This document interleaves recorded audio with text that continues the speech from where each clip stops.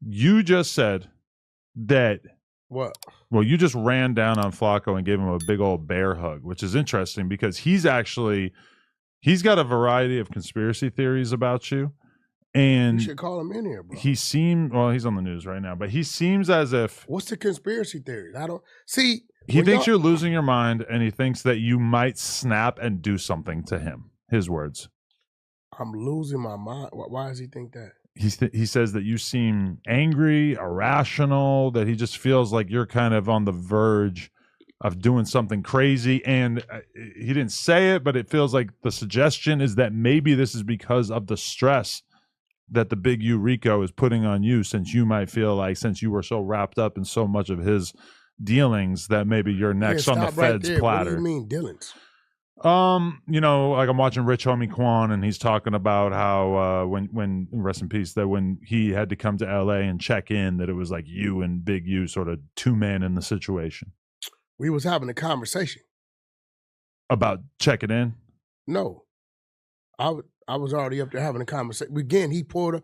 See, y'all got it. This was crazy. When it come to me, you motherfuckers seem to catch amnesia when somebody's telling the story. He said he landed at LAX.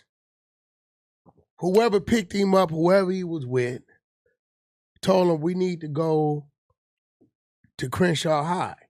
He said, oh, okay, that's the blue side. So I don't know Rich Homie Quan. I don't know. I just know him from, really knew his mama. You were at the football game talking business with Big U. No, we were in the parking lot having a conversation. He pulled up. To check in. Yeah, well, you got to remember, that ain't my neighborhood. Right. So he ain't pulling up for me. It wasn't like we were scheduled to meet Rich Homie Quan that day. Okay. You get what I'm saying?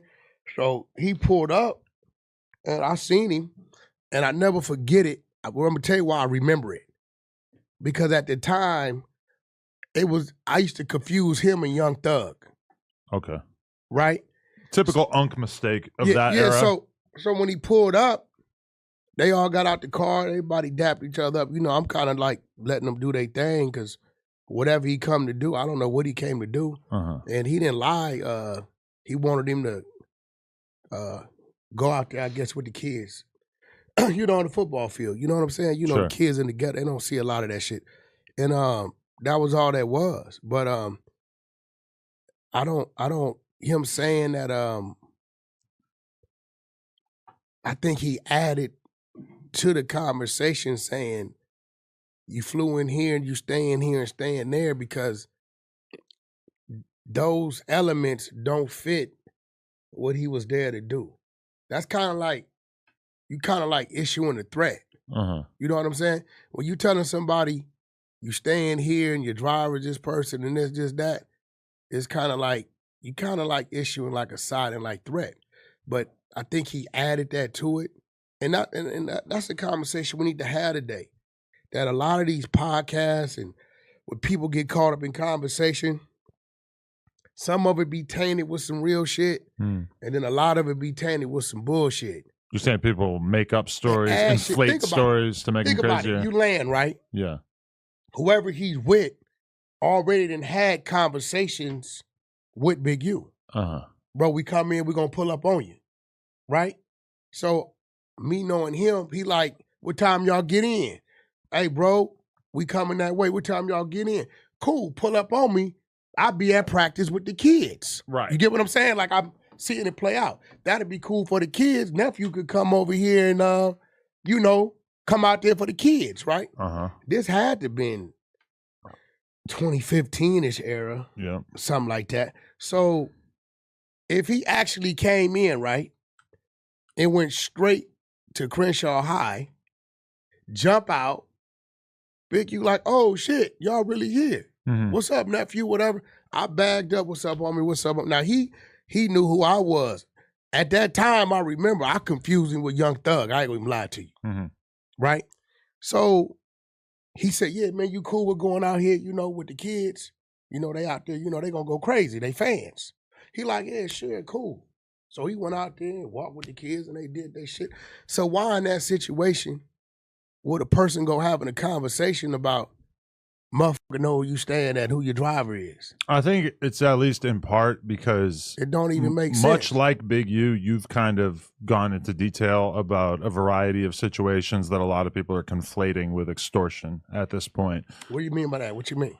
It's been supposed, and we don't have to get into the details of every single one of these situations, but it's been, you basically said in the past that Oscar De La Hoya was paying to not have his nude photos or zesty photos released. Stop right there. It's been said that that you were talking to Nipsey's family about the gay tapes of him not coming out. I don't know if there's money involved in that. It's been suggested that maybe Kim Kardashian at one point or Kanye, that they were doing stuff for you so that you didn't release more sex tapes of her. Okay. Now, let's start with the first one. And when academics kind of tried to bring up some of this stuff on the podcast, you got very irate and you were really kind of screaming at it. Because y'all dumb. See, right there. You're a dummy too. I gotta call you a dummy. Okay, but because I'm gonna show you. But starting with the name calling makes you look more guilty. No, I'm gonna show you why. Oscar De La Hoya. Mm-hmm. If you listen to the conversation, I clearly state this is what the attorneys worked out. Mm-hmm.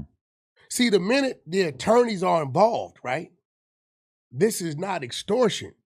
This is a business deal.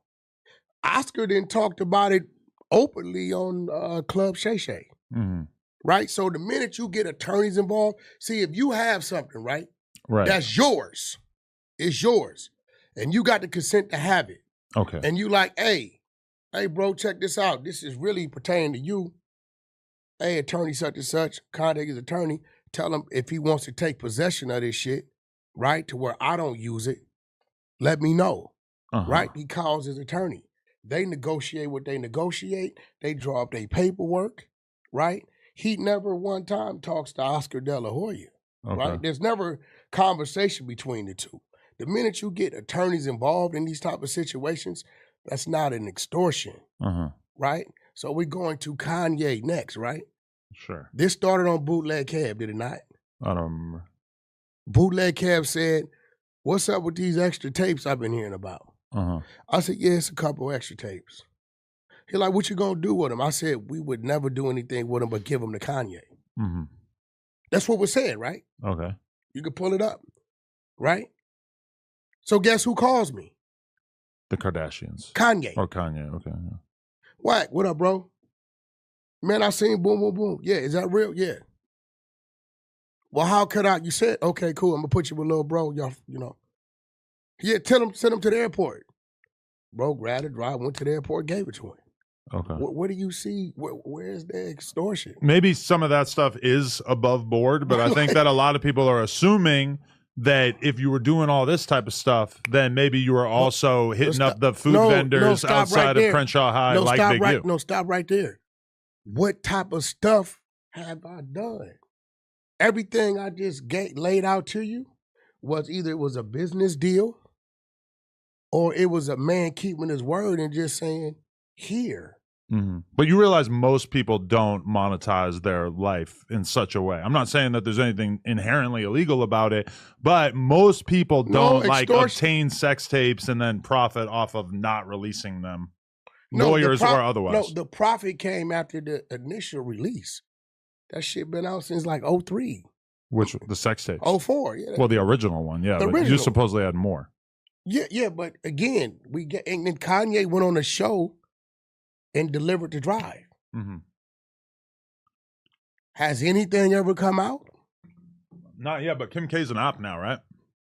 She ain't my op. She ain't ever did nothing. No, she's Kanye's op, and you're Kanye's homie, right? Well, that has nothing. That's his ex-wife, bro. That's the mother of his kids. But if you look at the Bootleg Cab show, when he asked me about it. He seems very upset with her. No, when you asked me about it, he said, bro, what y'all can make so I said, we would never do that, bro. Like, and at this time, I wasn't even, I knew Ye, we talked all the time, right? It wasn't no like, that's my partner at this time, right? I said, just sitting over in the safe. Like, we ain't got no, he got kids by her. Like, on some real shit, we'll just give it to him.